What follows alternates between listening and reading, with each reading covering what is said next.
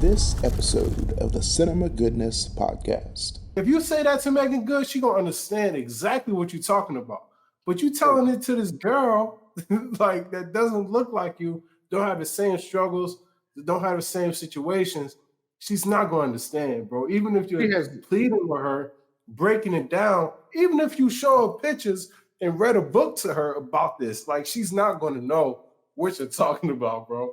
So she has no ability to even understand the frame of reference, which is why I said this takes a little bit of, this just makes me look at him differently, because I was having one of those moments like, Jonathan, I'm making my eyes small at you, okay? Because, you cannot ask a white woman to be an iconic, one of the most well-known and revered Black women. That's not like asking a dog to be a cat. You know what I'm saying? What's going on, family? Welcome to the Cinema Goodness Podcast. It's Kahim and JP back with another episode. How you doing today, JP? Man, I'm good. How are you? I'm doing good, man. We back in the saddle, man. First episode of the year, man. I'm excited about it. We're going to be talking about... Say that again? No, go ahead. I said 2024. I didn't mean to interrupt you. I was just adding. No, 2024, man. It's going to be a beautiful year, man. I'm excited, bro. We're going to be talking about Jonathan Majors, kind of wrapping up his storyline. We've been covering that for a little while. We're going to be talking about that. We're also going to be talking about Leave the World Behind, just premiered on Netflix, as well as Rebel Moon Part 1, Child of Fire, man. Very excited episode. Can't wait to get into it. So sit back, relax, grab some popcorn. Let's get into this cinema goodness. All right, man. So I mentioned to you before, right, that I had this trailer reaction. Before we get into these discussions, I got this trailer reaction. I don't know if you've seen it yet. Okay. But, I just kind of want to preface it by saying, you know, we always wanted Black people to do something different, right? You know, kind of venture out and do some different stuff. So I'm just gonna pull it up, man, and we're gonna watch it. And we're gonna see. Okay. Let's go.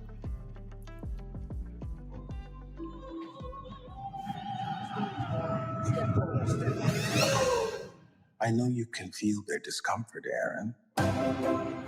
Watching you walk through a room full of white people was the most painful thing I've ever seen. Excuse me. Sorry. I don't want to take you to a job interview. There's a recruiting class starting right now, and we got to get you in it. Welcome to the American Society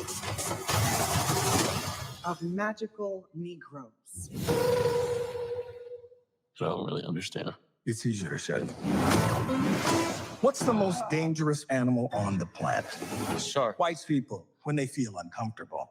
White people feeling uncomfortable precedes a lot of bad stuff for us. That's why we fight white discomfort every day. Because the happier they are, the safer we are. The name needs a little updating, maybe like magical Black people, or I guess that doesn't have the same ring. You ready? Oh, wow. Your first client is a Jason Munn. His morale is far too low. Hey. Darn it. I was hoping there was a station right next to him. Oh, is this one spoken for? No. Yeah, it's actually fun and weirdly relaxing. It's like being a secret agent with none of the danger. Hey, I'm Lizzie. Nice to meet you. Nice to meet you. She's great. Yeah, she's cool. You kidding? Come on, man. She's smart and funny. I know what you were doing going on about her. You're trying to set us up. No. That's not what I was doing. You cannot have a relationship with Lizzie now. Because if you don't put Jason first, everyone's magic will fail. I've always felt like it's my job to make white people feel comfortable, and here it literally is. But maybe it shouldn't be. I got a great plan to ask her out, but I'm gonna need your help. Do you think you could work your magic? Hey, is he talking about me? Hey. Oh, wait, are you? But I've traveled a long way. Someone defied the society. Who was it? You didn't let her go like I told you. If you interfere with her or your client, you could have your memory erased. You won't even remember she existed. Even though we might never see each other again, I need you to know that what we had was real. I'm curious to see how you gonna make it out of all this.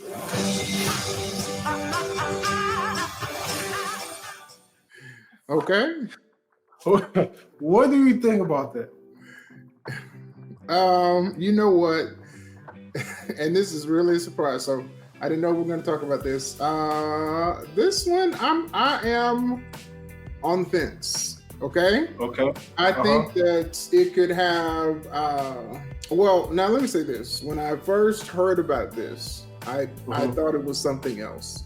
So now that there's a trailer telling us what it is actually about, I think that's where I'm kind of on the fence, because I was thinking that it was going to be more about the not necessarily like a black version of magic with, like, you know, where not necessarily Harry Potter, but something like that on the fantasy side, but with black, including, you know, black characters.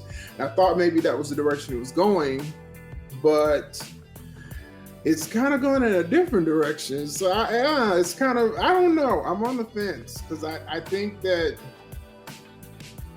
now, from what I've looked at, this idea of the magical Negro, this is a riff off of something that I think Spike Lee talked about. Okay. So I think they're trying to essentially make the movie about that. And are you familiar with his discussion about the magical Negro? It's like a film trope. Okay, so the magical Negro is like the sidekick that they use to help a white person accomplish something. Okay. So, you know, you bring in this black person and magically they can, you know, help you figure out or get through this problem, but you know, they end up being like the side character.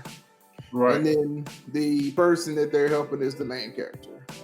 Yeah. I don't know. I think that's why I'm a little bit on the fence, because when it's a trope, it feels like it's not that genuine. I don't know. With such a great cast of black, you know, actors and actresses, I would think that they wouldn't fall into that, because, you know, that's the whole point of what Spike Lee said.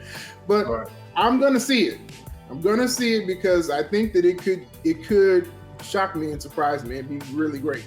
So, what did you think about it? I hate everything about it.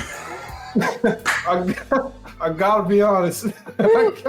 Like, we've been doing this for a while. I've never said that I hate something. Like, I never want to say nothing is trash, bro. I hate everything about this trailer.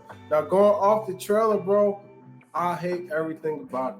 Because just like you said, when I heard just the title, The American Society of Magical Negroes, I thought it was going to be something epic, bro. I really did. And when I watched the trailer, I was so disappointed. Now, I don't know why I was disappointed, but it hit me like, man, this is not it, bro. Like, you mean to tell me the only reason black people have magic in this setting is for white people, bro? I lost it. And I was sitting in my bed watching it, and my wife was just like, what is wrong with you? Why are you so up in arms? And I showed her the trailer, and she was trying to defend it a little bit, you know, like maybe it's just something that I was like, no, this is not it, bro. And I was so disappointed. I hate everything about the trailer, man. And I'm looking at David Allen Greer. I'm like, they got you to be a part of this? Like, it has to be something in the script. The way it ends, like, something has to be there for you. Like you said, they got the actors and the actresses like that. It has to be something in the script outside of what we're seeing for you to be a part of this, bro. Like, it's just a huge smack in the face, bro. For me, I was so disappointed. Like I said, I don't like calling movies trash, but that wasn't it, man. But yeah, man, I didn't like it at all. I didn't like it at all. Well, thank you for translating what I was trying to say. Because I want to give them a chance because I know that they put work into it, but it must be more than what is in this. This trailer is not doing it any good service at all. It's not exciting. And you know what? I think the thing that is most offensive is the idea is that our power is hinged upon helping somebody who is outside of our group. Not necessarily that we have a problem with helping people outside of our group, but why can't our power be hinged on helping us? So you tell me because this magical Negro thing is just to help Caucasian people? Yeah. The whole society is based on that. Like, it's not even like a subset of the society. It's like the main point of, bro. I was so mad. I'm like, bro, it could have been something amazing. It could have been something amazing, bro. And from the trailer, it looks like I don't know. Like maybe it's like a point to where this main character ends up fighting for that. You know, like I don't agree with this society being the only reason we have powers is to help white people. You know what I'm saying? Mm-hmm. Like maybe he's gonna fight against that. You know what I'm saying? So maybe that's the thing. At the end, he's gonna fight for the society to be something bigger. And if that's the case, that would be a good thing, I guess. But yeah, I don't know, man. Even the love interest is yeah. And if you don't help this white person, all black people gonna lose their powers. Like what? What? Man, so disheartening, bro. But yeah, because it could have been truly epic for real. It could have, like if they had taken. I understand that. I think they're trying to do satire based on these comments. That's where this whole magical Negro thing came from the comments of Spike Lee. So I get it, satire. But come on, we've had so few opportunities to create something like this with Black characters, and for y'all to turn it into almost like a joke, it's one of those things. You get your hopes up because you're thinking it's going to be one thing, and then it's like the rug is being pulled from underneath you because it's something totally different. And then not only is it totally different, it's not even different in a good way. Because things can be different than what you expect, but still be good. This just looks dumb. Yeah, man. Oh, it's disheartening, man. So if y'all seen this trailer, American Society of Magical Negroes, let us know what you think about it, man. Because for me, it's a no. And I'm gonna leave it at that until I watch the movie. Because I gotta watch it, I gotta know. Man, that's one part of reviewing. You gotta watch some goose eggs. Yeah. For real, man. All right, man. So we're moving on. This week, Jonathan Majors finally broke silence about what happened to him and his ex-girlfriend. I forget her name. Grace Jabari. Yeah, Grace Jabari. If y'all remember, sometime last year he was accused of domestic violence and assault, and recently they found him guilty. Was it like a misdemeanor or something like that? All of the charges were misdemeanor charges. So out of the 4 charges, he was convicted of 2 of them, and essentially the charges that he was convicted of. My understanding, I'm not a lawyer. But my understanding is he was convicted because he injured her, but unintentionally. So that's what the misdemeanor essentially is for. And then harassment. Well, I don't know how the harassment gets in there, but they're saying that he did not intend to hurt her. So the other charges he was found not guilty of. Yeah. So recently he went on GMA to break silence. I don't know if we should play play. I don't know if we're gonna get flagged, but one thing that stood out to me was, like we said, because of this, Marvel has dropped him as King the Conqueror. And I didn't think that they would do that, man. I was surprised that they booted him as soon as they heard the verdict, bro. They booted him, and now within the same hour. It was quick. It's like they already had they was watching. And as soon as they heard the verdict, they made the call. It was just like, Listen, man, bro. Somebody's finger was over the send button on their mouse. They were waiting to hear the verdict, and they had two emails, one about him being guilty and one about him being innocent. They clicked guilty and hit send. You're fired. 18 years of this is enough. Hey, water boy! Yes, Mr. Coach, for you. You're fired! Okay. Point blank period. Another thing that stood out to me was the video of him running away, bro. And this girl chasing him down the street for blocks. And he was like, if that had been reversed, if a black man was chasing a white woman down the street, he would be shot instantly in the streets of New York. And that resonated so much because, like, he had scratches, he had a gash on his face, and they said all that stuff was inadmissible.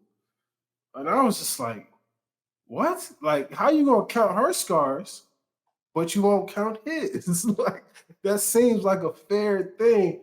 And I'm just blown away by how black men get treated, black women get treated in the media, man. It's just like we're just throw away, man. And now this man's life is like really in the balance, man. He's an actor. Like, he's been dropped from the Dennis Rodman story. Like, they was like all of this stuff, man, because of this. And it's like, man, They shelved the Magazine Dreams movie, as well, and hopefully because Disney didn't make that movie, they just licensed it from the original filmmakers. So hopefully, the original filmmakers will get rights back to it and send it somewhere else, so it will eventually be put out. But they're not going to put it out. Yeah, man. But go ahead. I'm sorry. Don't let me step on what you got to say. No, man, that was like those two things, man. Like him running away, and just like the Marvel thing shocked me. And I was just like, man, like all of that hard work, especially on Marvel's end, bro. Like, y'all built your whole campaign, your whole second phase off of this man and his performance, and now it's just like gone, off of something like, I'm not saying it's minor because domestic violence is it's a serious thing. I'm just like, man, it's like it could have went either way. And I just wish they would have fought harder for him. You know what I'm saying? And really supported him and what he had to offer to the franchise, man. Because we talking about film and animation, like this is a podcast.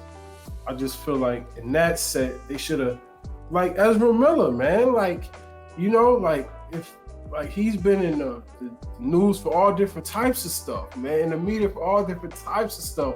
He's still got to do his Flash stuff. You know what I'm saying? It's like it's not the same liberty and the same freedom and the same, support. And I was just blown away. I was like, man, y'all really just threw this man away like that. Like, I have so much. I literally have so much I could say. Let me start here. If his name wasn't Jonathan Majors, there never would have been any charges for this. There would not be any video. We would not know about this because the situation was so and y'all could be mad at me. The situation was minor, in my opinion. Okay. I'm not excusing any abuse or anything like that.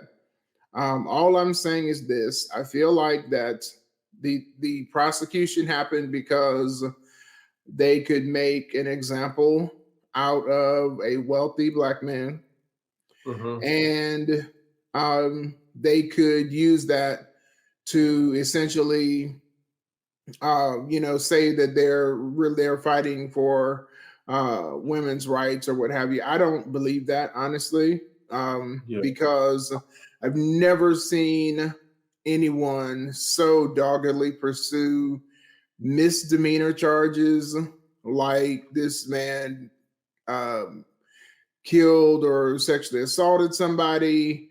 I've never seen a misdemeanor charge pursued like this. It absolutely reeks to me of them cherry picking that they would bring this case to trial.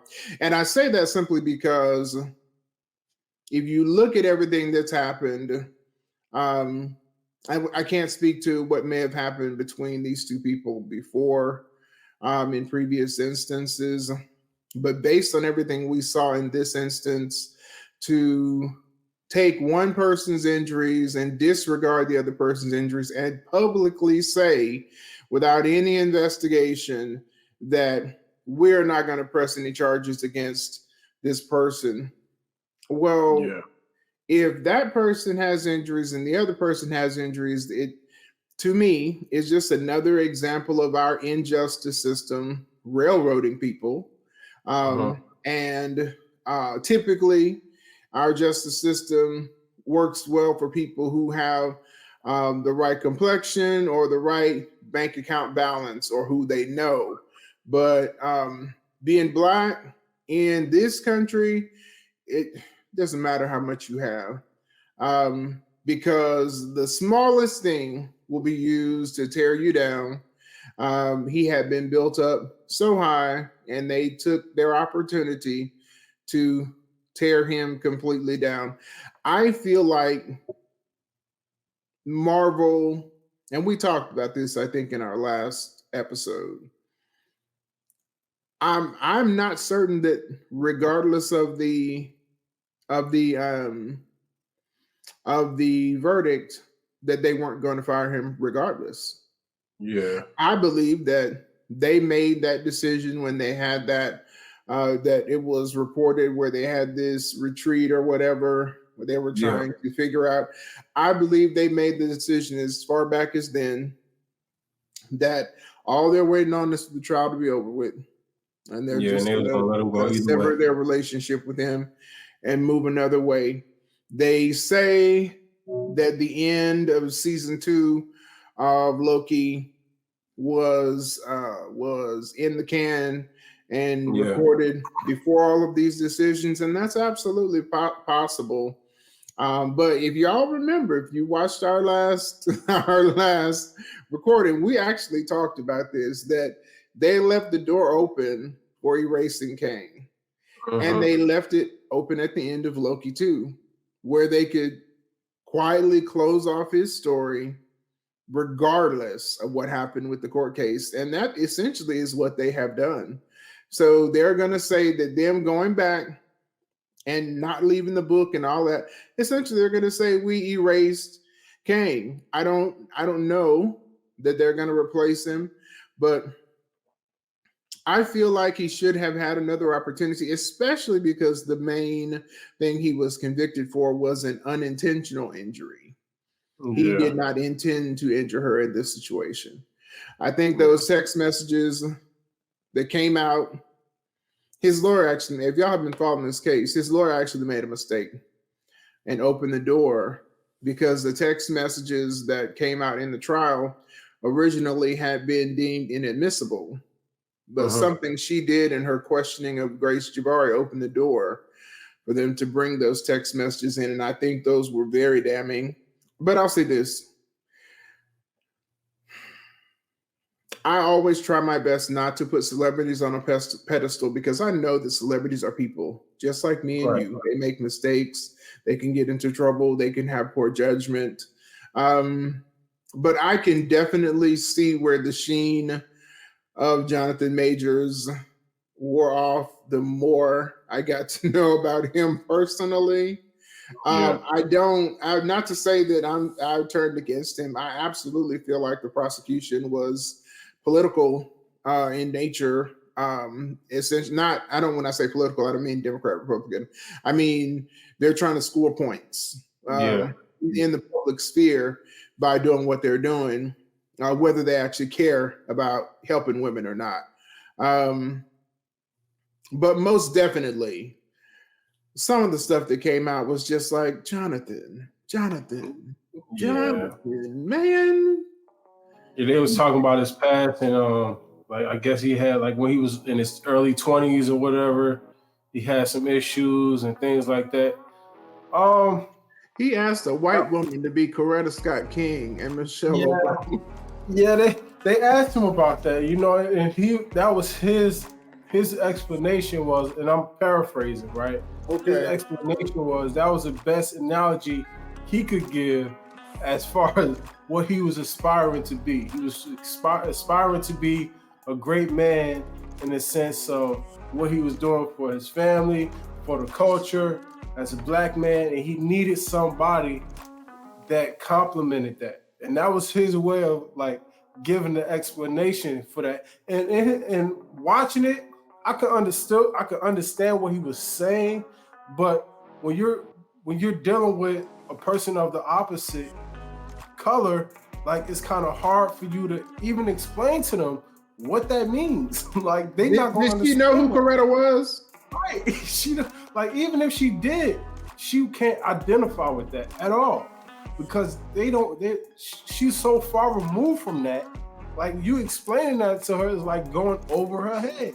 Like, so that's why he was getting bashed for that. You know what I'm saying? Because I understand what you're saying, and people who look like you understand what you're saying.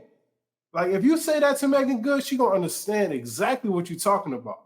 But you telling it to this girl like that doesn't look like you, don't have the same struggles, don't have the same situations, she's not gonna understand, bro. Even if you're pleading with her, breaking it down, even if you show her pictures and read a book to her about this, like, she's not gonna know what you're talking about, bro. So she has no ability to even understand the frame of reference, which is why I said this takes a little bit of, this just makes me look at him differently, because I was having one of those moments like, Jonathan, I'm making my eyes small at you, okay? Because you cannot ask a white woman to be an iconic, one of the most well-known and revered black women. That's not like asking a dog to be a cat. You know what I'm saying? Right? Like, I mean, a bird could be a fish. Like, they're not gonna get it, bro. It's not in their nature. Like, so yeah, man. That was just that, and I am a great man. Yeah. In his mind, he probably is. And what you have done, bro, you have done some great things in cinema and film, probably for your family. You know what I'm saying? Like, I understand. Like, you feel like that. Like, you, as a black man, as a man, you should feel like you're a great man. But I just don't understand you telling her that. She's not gonna see. You a dude I met on set in 2021 on Ant-Man and the Wasp. Yeah, you're a nice guy, but I don't see that. You're just a man to me. You know what I'm saying? First of all, he's telling a drunk who's come home late from drinking about Coretta Scott King and I'm a great man. And this woman is probably trying to figure out, can she stay in her seat? And when can she get up and go to the bathroom? Yeah, it was rough. So there's some delusion on his side, in my opinion. Like, dude, you are really, you're not being realistic with yourself. I mean, he could have said Barbara Bush. Barbara Bush, can you be my Barbara Bush? Can you be my Nancy Reagan? Hillary Clinton held Bill down after that whole Monica Lewinsky. She would have understood. She would have understood that. She would have. She would have got that, man. Oh, you want me to be like Hillary? Okay, I can do that. Not Coretta, bro. Or be my Jackie O. Wasn't that JFK's wife, Jackie O? Right? She was beloved. People loved her. Yeah. Like they can understand that, bro. But Coretta and Michelle Obama, no, they not gonna get it, bro. They're not gonna get it. Bless his heart. I do wish him the best because I firmly believe, regardless of what, I mean, a lot of people are dragging him, but I think for the most part, people do understand that this really went farther than it should have gone. If this had been a regular Joe Schmo, I don't think we would have ever heard about this case because it probably would not have even been prosecuted. They can barely find video of Black people getting killed, and they found these people literally running. It was like one of those outtakes in a movie where the person is just running, and you go from this angle to that angle to this, and they're running, and you see them from this, and it was cinematic because they had so many angles. And people die and get kidnapped every day in New York, and they never find a video of it. Yeah. Oh man, it's tough. Right on the street. Oh man, but like you said, wish him the best, man. Oh yeah. I hope he, rebounds from this. Hope everything works out because he is a talented actor, man. He has a lot to offer in cinema, man. So I'm rooting for you, brother. All right, sidebar. Want to thank everybody for watching. If you're and listening, we did put Mr. Franklin on YouTube, man. It's doing pretty well. Keep in mind, family, Mr. Franklin is our first film, so I'm gonna leave it at that. We are working on another one. I did put the casting call out. If you're interested and you're in the Houston area and you want to be a part of a 3-part series, please email lyrastudios@gmail.com for more information about that. I will put the casting call in the community tab. I'm gonna put that in the community tab. If you're in Houston, if you're in anywhere in Texas, we would love to have you try out for some roles, man. I'm excited about Rosa. And man, more information on that to come. I'm just stalling so JP could get his some summaries together for the films. And man, we're almost at 200 subscribers for the channel, man. So that's huge, bro. I'm excited about that. And, man, it's dope. We building, man. We building. I'm ready. All right, so we're moving on to our first film review, Leave the World Behind. I guess it's like an apocalyptic thing, but it's described as a horror drama, which I didn't get any type of horror thing from it, but whatever. But if you could go into a little summary about what it's about. Yeah, Leave the World Behind. A family vacation on Long Island is interrupted by two strangers bearing news of a blackout. As the threat grows, both families must decide how best to survive the potential crisis, all while grappling with their own place in this collapsing world. Now, Leave the World Behind was on Netflix, released in October of 2023. And of course, we have Julia Roberts, Ethan Hawke, Mayala Harold, Mahershala Ali. Those are and Farrah McKenzie. Those are the main characters. Kevin Bacon was in it too, man, which was I was surprised seeing him open that door. Yes, you're right. The door, man, had the shotgun. You sure right. Yeah, so the movie was a decent film, man. It's always interesting in watching like apocalyptic films, man. This was kind of like on the verge of the the apocalypse, like something that could happen. The only thing that kind of really messed me up through the whole movie was the daughter Ruth, right? Mm-hmm. And the end of the movie. Like Ruth was just Rosie, the daughter. Like she was just obsessed with Friends, and that whole thing that where it took her, that was kind of weird for me. Mm-hmm. I guess we'll get to the ending later, but the initial greeting between Julia Roberts' character Amanda and Mahershala Ali was just like so off-putting, man. But it's kind of like I understand, like some people show up in the middle of the night talking about they need to stay here because they was traveling and they heard of a blackout and all of that stuff. It is kind of suspicious, and I was suspicious at first. I'm like, that's probably not their house. You know what I'm saying? So I kind of understand that, like, because that's random, But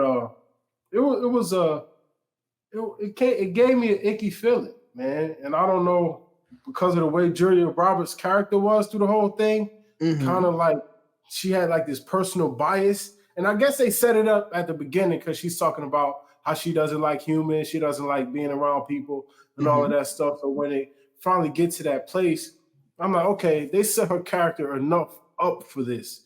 Like, it's just not random. Yeah, man, Mahershala Ali character was cool. The daughter Ruth, right? I was thinking about her because she was wild, man. She was just wild through the whole movie, man. She need to put a bra on, man. She just was just walking around all free and stuff. And this man is in the house that she don't know. I was like, come on, put some clothes on. I don't think he was being enough of a father. I don't know how old she was in this movie. They never set that up, like, but it was just like, you just too free. You know what I'm saying? It's just, you don't even know these people. Like, you walking around in a bikini, and I was just like, nah. Maybe because I got a daughter now, I'm just like feeling some type of way. But like, her character was just kind of too much for me. But yeah, what did you think? What did you think of the movie? Let me tell you, the thing that the movie did really well for me, it built suspense really well. And they used moments of silence and like contemplation along with the score and like the sounds that were happening. Like they really played into that. So I feel like it could have been almost a horror, where you were saying it was in the description is horror. I think they were almost using some of the horror sounds, like those violins and those like creaky sounds. So it was very suspenseful. I enjoy suspense when there's a really good payoff as to how it comes out. Now, I won't say that this movie necessarily has a great payoff. I mean, they just kept building like more and more and more and more. I think that's probably why every person that I've seen talk about this movie did not like the way it ended, because it built you so much up. And then when you get to the point of the payoff, it just doesn't, it's underwhelming. Yeah. So, but yeah, I think that's what the movie did the best of, in just like building that suspense, because for the most part, they even keep the audience, we're in the dark too. So whatever information we're getting is the information that they're getting. Sometimes in the movie, you know a little bit more than the characters, or you can deduce what's going on, but they did a good job, I think. This is probably the best part of it for me. The suspense building, not really understanding what's happening, trying to figure out what's happening, and then making these characters, because they're being introduced in an awkward way, I think they meant for you to feel the way you felt. Yeah.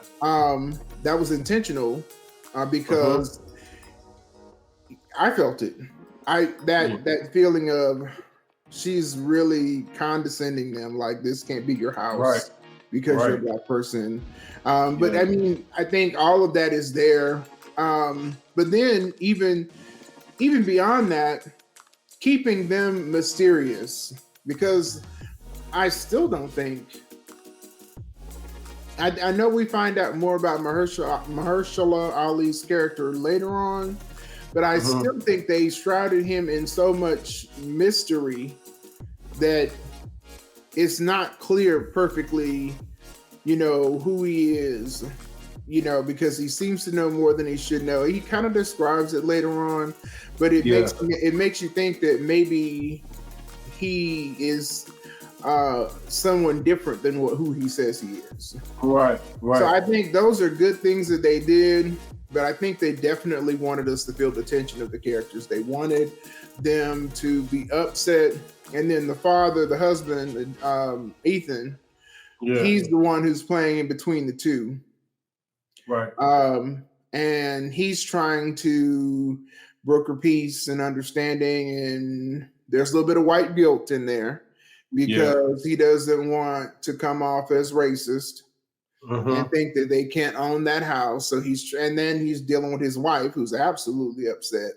Which, I mean, to some degree, she has a right to be, because they paid and they don't know if this is true. So I think those parts of the movie are the best part. How they develop those characters, making it awkward. I mean, they kept building on the awkward. I don't think there was a time in the whole movie where it wasn't awkward. It was like they wanted you to feel that. Because even, they get beyond the initial, animosity. They're all in the house together. And then there's a scene where it's Amanda, Julia Roberts' character, and Mahershala Ali's character, and they decide they're going to dance. Yeah. Awkward. That whole thing, I was like, you have got to be kidding me. Yeah. This is so weird. Yeah, they was drunk, and they was just, I guess they was trying to, just live in the moment at that point. Like, okay, we're stuck here. Let's just try to make the best of this situation. And then that was real awkward. Then they sat down, they had that conversation at the table when he started breaking down, when he talked with his friend and that whole thing. And I, like you said, I really love how they built it. And I was waiting for that payoff at the end, and it never came, obviously. But I was sitting down at dinner and we was talking about it, and it's like the book actually leaves it up to your interpretation of what's going to happen next. And I kind of got that. But as a viewer, I'm like, I don't want to see this at the end. You know what I'm saying? Give me something else to hang my hat on. You know what I mean? Not the whole what they gave us. It was kind of like, I really don't like that. And they said mostly in the book, it really focused on the daughter Ruth and Amanda's character, and they really went deeper into that racial misunderstanding, that tension, which was something I kind of got, because when they got to that shed, and that shed in the wilderness or whatever, they was trying to figure out what's going on. They had that moment where she was talking about her mom, and where Ruth was talking about her mom, and she don't really know what's going to happen with her, and she needs her mom, all of that stuff. And then Julia Roberts, once the deer came, remember that scene where the deer came and she was like, that was kind of like their moment of, coming together. Yeah, breaking down that barrier. Yeah, breaking down that barrier, man.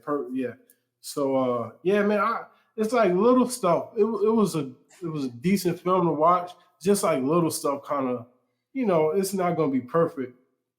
But that daughter Rosie, man, I was just like, okay, like this whole at the end, bro. And that's really my main issue is like, we waited to find out what was going on. You have Mahershala Ali talking to Clay in the car about the whole I guess the political strategy of decentralizing a country or whatever. You know what I mean?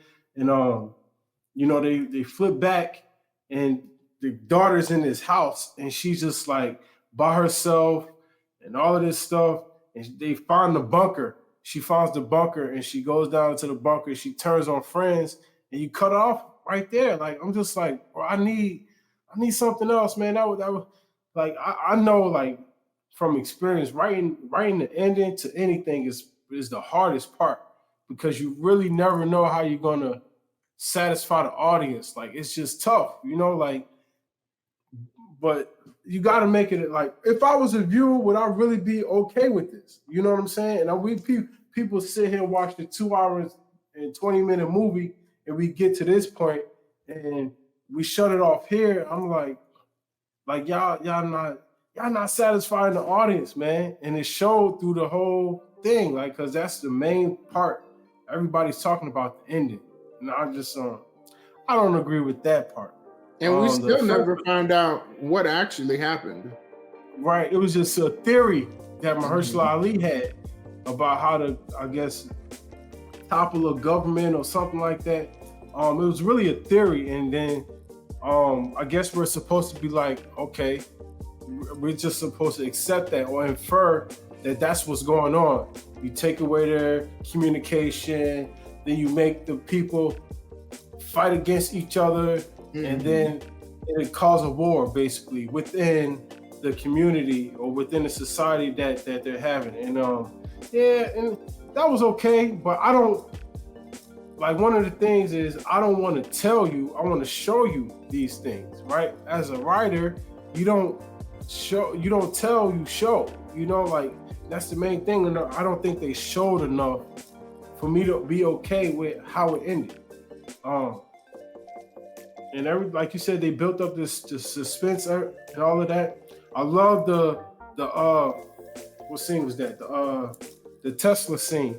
I love the Tesla scene, man. It was cold, man, because they was trying to get out, and my wife was just like, "Let them go. They want to leave. Let them go." Right? And I was like, "Nah, man, they can't go out there, bro. They ain't going nowhere." When they finally got to the Tesla scene and all that stuff. Yeah, I love that. Was probably. I was gonna say Elon was hot about that. Yeah, he was hot. Like, y'all keep crashing on my toys. Right? But no, yeah, he didn't like the fact that it insinuated that the full self-driving could be taken over by hackers. He did not like that.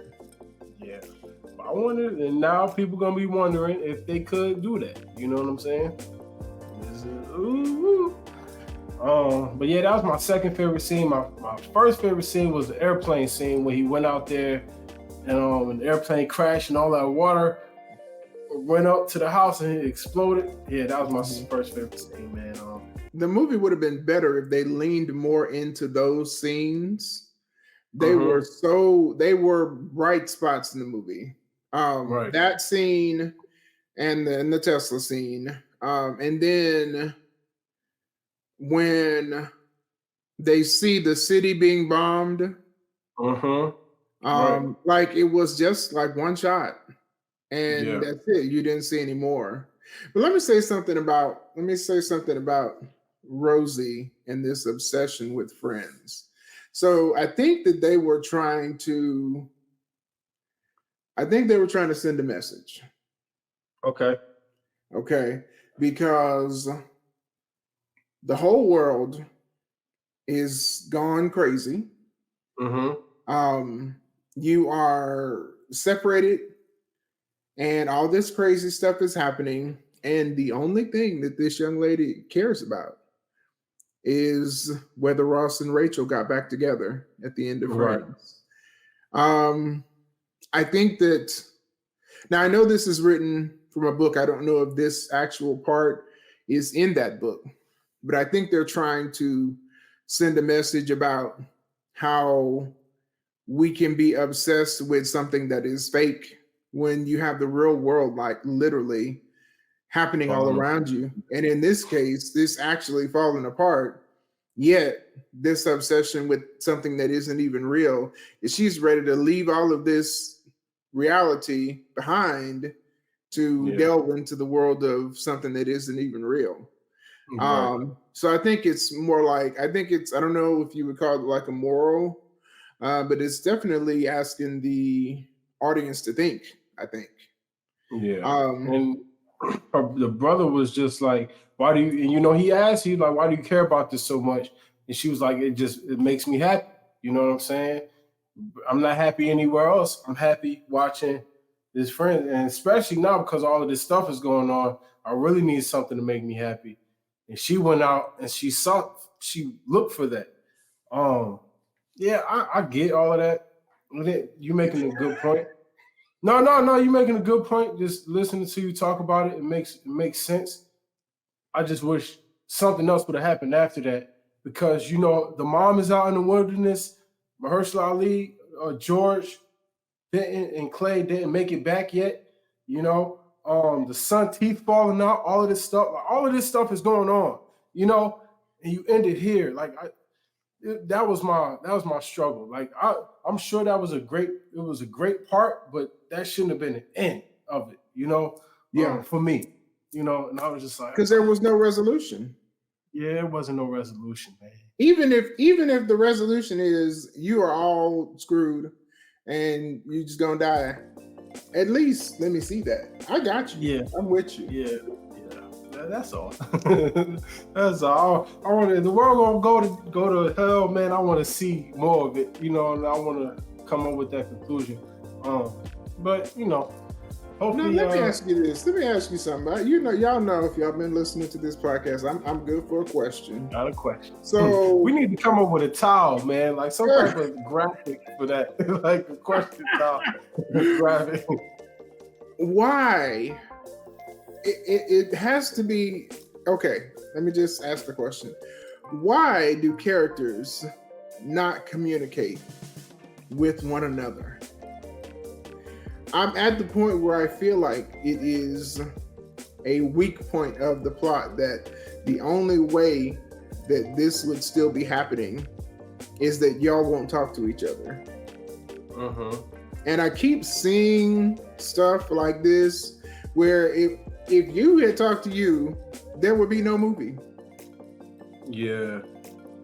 And I feel like the daughter might not have been so obsessed with friends if they had been honest with her about how bad things were. Right. Because the Clay, he saw the terror in that woman's eyes on the road. Right. He didn't tell anybody. Yeah. George goes to the neighbor's house. Every plane is crashing out of the sky. He didn't say anything about it until like 2 or 3 days later. I mean, I would, if I saw you, I would be saying, "Did y'all see that? It's a plane." Yeah. Right. To me, that it's just that not communicating. It almost seems like it's just this is how we're going to keep this going. Because if they actually talk to each other, then that would eliminate all of this. I don't know. It's a plot what do filler. you think about that? Why is it? It's a plot filler. Like we need something to push the story forward. And the only the thing that pushes the story forward is keeping all the characters ignorant to certain things. You know what I'm saying? Because like you said, if we tell the characters what's going on, then most of the problems will be solved. But because we keep them ignorant to certain things and blinded by certain things, we could put them in situations to where this person may understand, but this person may not, and that causes conflict. You know what I'm saying? And the conflict is what pushes the story forward. You know what I'm saying? I agree with you. Like, we need to know that planes are falling out of the sky. You need to tell your daughter that you feel like her mom is gone. You know what I mean? You need to tell her that stuff. You need to tell Rosie, like, you can't go out by yourself. We need to stick together because something is going on. And we need to stick together. Like, but if we do that, Rosie doesn't end up in the bunker. The son's teeth don't fall out, you know, because he went out to look. No, him and the kids went out to look for something. He got bit by something. You know what I mean? Mm-hmm. And it's like all of these things. The ignorant points of the character drives the story forward, and it builds a conflict. And that's really all it is. And we be cursing at the screen. Like, you know what I'm saying? We be going in because we know, but, you know, we got to push the story forward. Okay. Well, I will accept that answer. I will. I just wish that it wasn't used so much. I think that I understand why George didn't tell his daughter because he didn't want her to lose hope. She already has a terrible attitude, so I get that. But showing the importance of staying together and hey, this is for real, this is serious. It's not just a power outage or internet outage. So I get you. What would you rate the movie overall? I give it 7.5. I give it 7.5, maybe 8. Somewhere around there. Okay. Yeah. I'll say 7. Go ahead, say it again. No, I'll say 7. Okay. Yeah, I love the performances. It's just really the end that kind of made me feel some type of way, but I loved all the performances. It was really just a structuring problem for me, So 7.5. Oh, as a side note, when the movie first came on, one of my very first thoughts was, I cannot believe that America called this woman the pretty woman for decades. I was thinking to myself, we were lied to and bilked. Never. Yeah. I think as she got older, she started, started to dwindle a little bit. But when she was younger, maybe everybody thought she was a pretty woman. I've never seen that movie all the way through. Never. So, that's interesting. Yeah, your thing. Oh man. She was always mousy to me. So even when she was young, she has a mousy face. And anytime you get older, your features, especially if you don't have a lot of melanin, then your features get a little worse. Even if you do have melanin, but I think that the more melanin you have, the better your age. But most definitely, I didn't see it. I don't see it. I don't see it back then. I don't see it today. I don't see it 10 years ago. Oh man. Okay, I'm not commenting on that because, like I said, I never saw the movie, and I'm not attracted to her at all, even in the most the friendly way, Just, it's Julia Roberts, okay. All right, whatever. Anything else? Oh no, I'm good. Okay. Now, if you want to talk about Cindy Crawford, now hey, we talk. Cindy Crawford. No, let's go to the next topic. I don't want to get in trouble. Cindy Crawford, okay. I'm gonna put a mental note of that. Mental note. All right, man. Moving on to our fantasy action adventure movie, Rebel Moon Part 1, Child of Fire. Is this a Netflix original? It is. Netflix original, baby. Lovely. All right, break it down for us, JP. All right. So when a colony on the edge of the galaxy finds itself threatened by the armies of the tyrannical regent Belisarius, they dispatch a young woman with a mysterious past to seek out warriors from neighboring planets to help them take a stand. And this one is by you know who? Zack Snyder, baby. There you go. Zack Snyder. I loved everything about it. And the main cast: Sophia Boutella as Cora, Charlie Hunnam as Kai, Ed Skrein or Skaren as Admiral Atticus, and then we have Gunnar as Michelle Husband, and then Armada is Jenna Malone. Where was Anthony Hopkins? Don't remember. Yeah, me neither. Was he the robot? Jimmy. Could have been a robot or something. Possibly. Not sure. Yeah, but I loved everything about it, man. When I think we talked about this last episode, this was supposed to be like an extension of Star Wars or something like that, and they wasn't really down with it because I guess it was rated R. Yeah. And they wanted to put some of their characters or something in it. But Zack Snyder, I say you dodged a bullet, sir. Because they probably would have butchered your story. They probably would have butchered it. I love everything about it, man. I was anxious to see like the world building of it all. You know what I'm saying? Like once she was good on this planet, how she was gonna get to the other one, what that was gonna look like. I got heavy Star Wars vibes from it, so I can understand why he felt like it should be a part of that without making this his own thing. But I'm glad he did, because the rated R situation added a whole different dynamic to it. It gave him a lot of freedom to do a lot of different things, man. And yeah, it was dope. It was dope. And this was just part one. Another thing is, I feel like I could always tell who's gonna die, and I was right. I was right. And when we get to it, I'm gonna let you know. But I guess this girl Cora was a part of this imperialistic movement.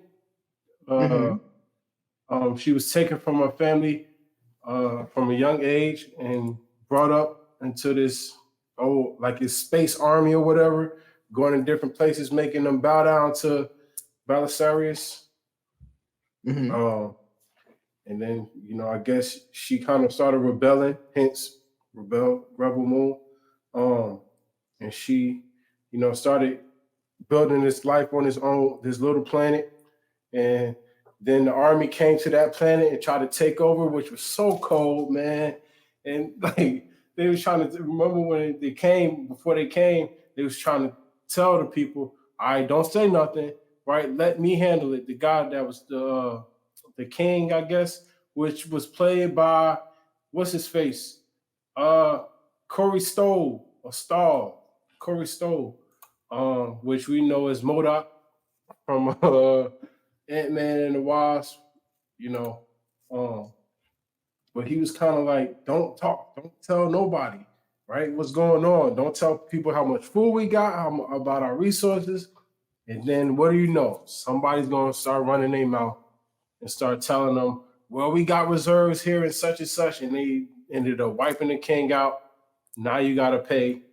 Now you under the rule of this army, man, and suck. And Korra ends up fighting away and trying to find a small band of people to fight. It was dope. What did you think about the movie, man? I enjoyed it. It has strong Guardians of the Galaxy vibes a little bit. It's got you can tell where the influences are. You feel the Star Wars, absolutely, but the character Korra is essentially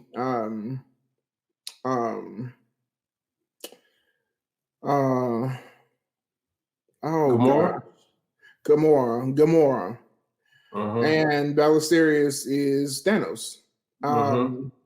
And his minions are, what is the Dark Order? Is that Thanos's group is called the Dark Order, I believe? Oh, yeah. Because they go before him to prepare worlds for him to conquer. So I feel that. And so I did get the derivatives a little bit too strongly, but I enjoyed the overall how they brought it together. I did feel like they achieved their group too easily, which should tell you red flag, red flag, red flag. How on earth are we accomplishing this great task so easily without any any real resistance. They built their whole team, and I think that the trap was already set for them. It felt like that part was too easy. And so when it comes out that they are in a trap, it makes sense. Because at that point, I was even thinking to myself, okay, so you tell me that they've just gone from world to world to world, that they got everybody, they got a ship, they got everything they need. And I mean, they got fighters. Yeah. And they got one of the best fighters too in the galaxy, right? Yeah. I mean, it was bing, bing, bing, bing, bing, all these different things happening at one time. And I'm like, no, wait a minute. That was too easy. Anytime you feel like it's too easy, it must be a trap. Just like that Star Wars character, they have that meme up. It's a trap. Yeah, man. Yeah, it was a trap. So I had a feeling Blood Axe was gonna die. I had a feeling. I said, because he had that whole speech, right, about us fighting for, this is what we fighting for, basically. You know what I'm saying? To fight the Imperial Army and all of this shit, right? I was like, bro, you about to die, man. Then you gonna leave your sister to fight with these people, bro. You don't even know, really. I was like, oh, man, you the one. And then sure enough, when they got to the trap and it unfolded, I was like, yeah, man. He was fighting on that ship. I said, this is his moment, bro, because he did the run, the slow run. I said, oh, that's the part, bro. I felt it. Like, yeah, man. And I love Zack Snyder's color palette, man. It's always the same a little bit. It's like grungy and dark, and it makes perfect sense, bro. It was good to look at. The sets was amazing. Yeah, man, I liked everything about it. I felt like they was gonna bring the guy back, which they did. You know, I didn't know that he was like an android or something. Like, is he like an android or a cyborg or something? The villain, Atticus, the Admiral, like when he fell off the thing, they brought him back to the ship and kind of recouped him. And I guess they finally revealed that Belisarius is still alive in this place. I don't know. Like I'm still kind of confused about that part. It's like as far as the ending is concerned. Like, and I guess we're gonna find this more in part 2. Like what's really going on with Belisarius and all of that stuff, and what's going on with the Admiral. But yeah, man, it's good. They got something good, man, and I'm definitely excited for the next one. We had our boy Hansu. Diamond Hansu. He always plays his characters well. Every time. Yeah, man, always, man. General I Titus. really hope he eventually gets a movie where he is the star. Yeah. He has not had that yet. Yeah, he get real close. He be in like them strong secondary roles, man. Yeah. I don't know if we really count.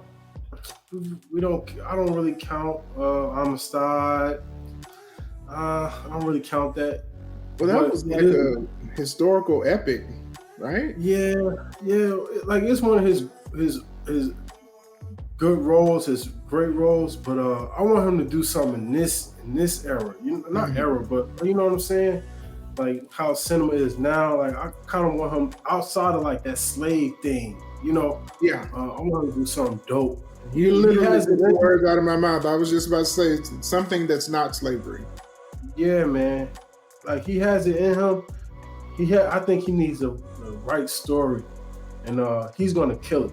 I believe that because he's very talented, man. We had the Snake, Kai, Charlie Hunnam, which I know is King Arthur, and Jack Steller from Sons of Anarchy. He's a really good actor, man. Yeah, it's dope, man. Like he was also in the Pacific Rim, the first Pacific Rim movie. Wasn't Idris Elba in that movie too? Say again. Idris Elba was Idris Elba in that? Yeah, Idris Elba was was the main character of the first movie. Okay, right. I'm trying to put the because I ain't seen that in a while, man. Yeah, I ain't seen that in a while. I mean, I think it's a good start. Anytime you get a chance to have new characters that you can build upon, I think that's going to be a big plus. I would hope that since he did not do this with Disney, that, well, I mean, we know that they've already made part 2 of this. I firmly believe, because Zack Snyder loves doing a whole lot, that there'll be another installment. I want to see him go farther away from anything else we've seen before. Right. Because I think that he utilized some of those things, and they're very strong in this movie. Right. But I want to see his story go in an original place, and I'm hoping for that in the second part of the movie. I really am. Nice. And as you know, if you don't see a body, they're not dead. You don't see their head cut off, they're not dead. I knew, especially the fantasy. Oh yeah, I knew when he fell, and they didn't show where he fell to. I was like, he ain't dead. There's water underneath him. No. Evil keeps people going for some reason. Yeah. Now, because you say that, I wonder if Blood Axe is really dead. Because you said, but he got pierced up. Something serious, man. Yeah. So I don't know. Maybe not. Maybe he will come back. Who knows? True. What did you think about the Nemesis character? She was a little odd to me. That was the character with the two swords. The two swords. I liked her. I like her character. You know what I'm saying? Mm-hmm. I liked her. I like the fact that she could fight. I like she was cold with the laser swords or something, or like something like that. They didn't explain how they worked. Yeah, man. When she was fighting the centipede lady or the spider lady or something. I love that scene. I think she's going to be instrumental in their fight. In the second part, I think she's going to be real big in that part because she just looks like she's cold like that, you know. Mm-hmm. Now the guy, one that was flying on the beast or whatever, still feeling him out.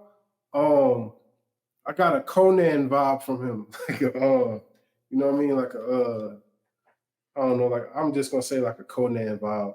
Yeah, like he's just I understand 100% what you mean. Yeah, he's just gonna be like. In about the third scene that he was in, I was like, okay, is it part of their religious beliefs to not ever have a shirt? So he gonna not have a shirt on the whole movie? Like y'all done went to space, he still don't have a shirt on? Right. Y'all found him in the desert. Now y'all are in cold space. He ain't got a shirt yet? He got no shirt on, man. He just, yeah. I don't know. It's gonna be interesting, man. I'm excited for the second part's coming out next year. Well, this year, 2024. I guess later this year. I think it's April or May, somewhere in there. Okay, cool. I'm excited. What would you give this part? What did you give first part? I'm gonna give it an 8. I enjoyed it thoroughly. I knew what it was going to be. So I think it delivered on my expectations. So I'm gonna give it an 8. I'm with you. Dope. So I got a question for you. Have you seen Book of Clarence yet? No, I have not. Okay. Well, but I will have seen it by next week's recording so that we can talk about it. Nice, because I want to know what you think about it, man. Okay. I have not seen it, so I'm ready to see it. Have you seen Godzilla -1? No, I haven't. Are you a Godzilla fan? Are you big into Godzilla movies at all, or no? I like the massiveness of it, like the destruction of, like, it's just so massive, bro. It just like it requires a lot of computer power, and that's always impressive, man. But I don't really think there's a story to it at all. It's just just straight destruction and all of that stuff. I haven't seen all of them. I've seen like bits and pieces of it. But is that something that you're into? I have. Let me tell you, I have watched Godzilla since I was a kid. Okay. With my dad. My dad loved Godzilla. So I'm a huge Godzilla fan. And so I have a connection to all the old Godzilla movies. But I like these as well. I think that especially now that they have the TV show on Apple Plus, they're weaving. They already had the MonsterVerse because you got Kong and Godzilla in the same universe together, along with Rodan and Mothra and all the other monsters, Ghidorah. But the Apple TV show is weaving the story, like the story part. That's where they're putting that, because I think when we watch Godzilla movies, you want to see monsters fight. That's like that's what you came to see. Like Tony Baker say, look at who you came to see. I came to see Godzilla. I came to see Kong. I want to see these people having existential crises. I want to see the monsters fight. Okay, the destruction. Man. Exactly. So, but I was a little worried when the show came out, because they were like, the show is going to give you the people part, like the story. They have actually had the first season just ended, and they've actually done a really good job. So I recommend it if you're a fan of Godzilla, you grew up watching Godzilla. I would watch the new Godzilla movies if you haven't. There's Godzilla from 2014, and then you have Kong Skull Island. Okay. And then you have Godzilla, King of the Monsters, and then you have Godzilla versus Kong. So there's 4 recent movies. Now, Shin Godzilla was made by because this is one of those licensing things. Godzilla, the legendary Godzilla, is the American Godzilla. Okay. Shin Godzilla is one of the versions of the Japanese original Godzilla. And then they just came out with Godzilla -1, which is even more true to original Godzilla. So those are standalones. They're not connected to the MonsterVerse. MonsterVerse is all through Legendary. But if you like Godzilla, you like monster movies, they're all good. I have not seen. I'm going to see -1 along with Book of Clarence. But yeah, good picks. Okay. If you love Godzilla, let us know in the comments. Yeah. Okay. Yeah, man. I'm gonna check Godzilla out, man. It's always so massive. It's just epic. Like, man. Yeah. Another pick is What If. Season 2 of What If just came out on Disney Plus. If you haven't watched that, you need to check it out. If you're a Marvel fan, they go heavy into the Captain Carter storyline, but it's pretty dope, man. I haven't seen that one yet either. That just came out? Yeah, it came out like a couple weeks ago, maybe, or like towards the end of the year of December 23. It's pretty good, so I like that. Yeah, man, it's good stuff out there, man. If you're watching it, let us know what you're watching. We'll be sure to check it out. If you have any suggestions about what we should be talking about on the podcast, we'd love to hear from you. Put some comments down in the comment section. Thank you for watching. Anything else, JP? I'm good. Awesome, man. You have a light that is out of this world. Let it shine to be the richness that this world deserves. Much love, family. Being rich. Peace.